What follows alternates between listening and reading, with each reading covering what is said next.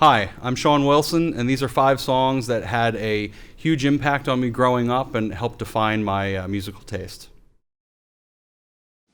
My first real musical obsession was grunge, coming out of the early 90s in Seattle. Bands like Pearl Jam and Soundgarden and Mudhoney were kind of the first thing that was ever my music, that wasn't my parents' music. But if I had to pick one band coming out of that probably was more influential to me than any other was Nirvana. They introduced me to countless numbers of bands that I would never have heard of if it wasn't for them. And if I was to boil it down to one song of theirs, it would be this song called Scentless, Apprentice, from their album In Utero. Nirvana had a lot of different sounds. They had their ballads, they had their pop songs, and I always tended to like the weirder, heavier songs. And Scentless Apprentice is definitely one of those. Not something you're ever going to hear on the radio. The lyrics make no sense. It's a lot of screaming, but as a 13-year-old kid, I just thought it was about the coolest thing I'd ever heard.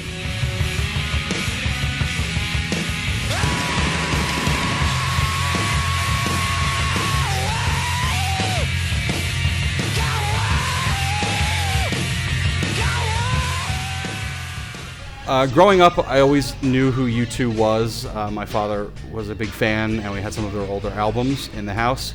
But I was never really into them. I guess I was just too young at the time for it. But I have a very distinct memory of being about 11 or 12 years old, and my father, who was attempting to teach me about music, I guess, and introduce me to stuff that he thought I might like. He sat me down in our little den in our house in a little recliner, and I sat in that recliner, and he was like, I want you to hear this. And he put this album on, and the album was called Achtung Baby, and the first song on it is this track called Zoo Station, and I can vividly recall, I don't want to sound hyperbolic here, but it kind of changed my life to hear that song because I'd never heard anything like it before.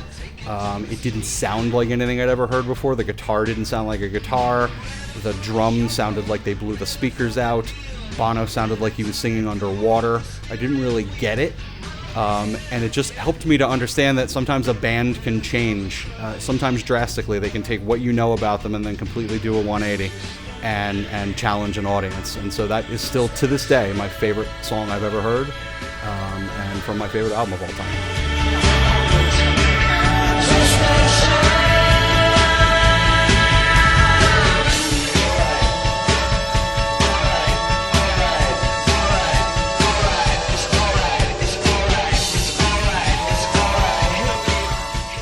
I was always primarily into guitar music growing up, and when I got into college and I started working in college radio at a radio station, I started to get exposed to a lot of different sort of non-mainstream stuff.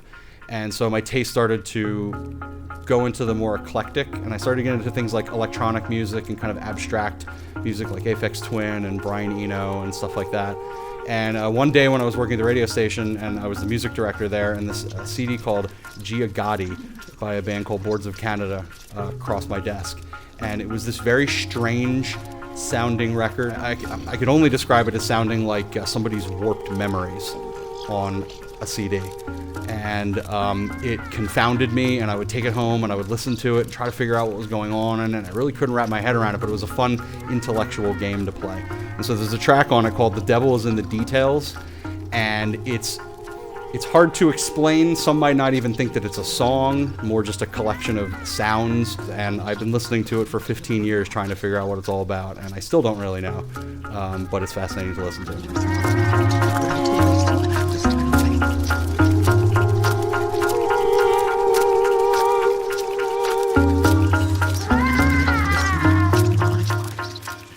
One of the ways that I discovered a lot of non-commercial music growing up was reading interviews with bands that I respected. So going back to Nirvana, whenever Kurt Cobain would drop the name of a band in an interview and say that he liked them, I would instinctively go out and listen to those records or buy them. And one of those bands was a band called Sonic Youth, and Kurt Cobain would always mention about how influential they were and how they're the best band ever and all of this. And so they were not a band that got played on the radio. You could not really see their videos on MTV.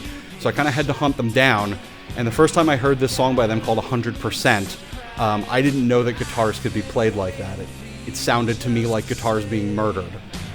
They were just you were strangling the life out of them. Some people would call it noise. I would say it was just straight up noise, and that it wasn't really music at all, but there was something propulsive and driving, and to someone who was just learning how to play guitar and who really, I could make a lot of noise pretty good, it was fun to hear a band that could do the same thing.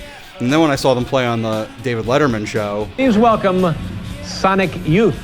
And they played this song, and they were literally playing their guitars with baseball bats and drumsticks, and I was like, I'm hooked, and I've been hooked ever since. It's hard to believe you took off. I always thought you'd go far, but I've been around the world a million times, and all you men are slime. Another one of my formative bands from high school is a band called The Replacements, who never really got their just due. They were a brilliant pop band, but they were also a bunch of hardcore drunks who self-sabotaged their career. They wrote these amazing songs when they could be troubled to do so, when they weren't stone cold drunk. And this song called Alex Chilton by The Replacements is just one of those songs that it boggles my mind that it wasn't a huge hit. In an alternate universe, in a perfect world, in my alternate musical universe, this would have been a #1 song.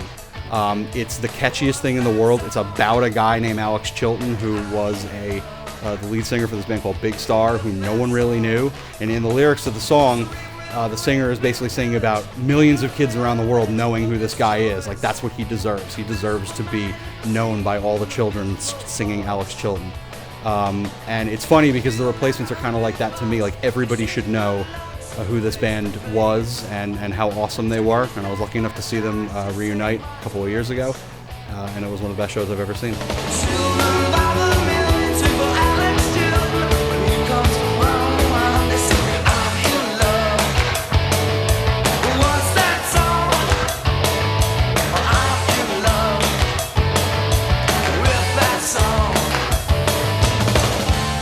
There are hundreds, if not thousands, of songs that have shaped my musical life.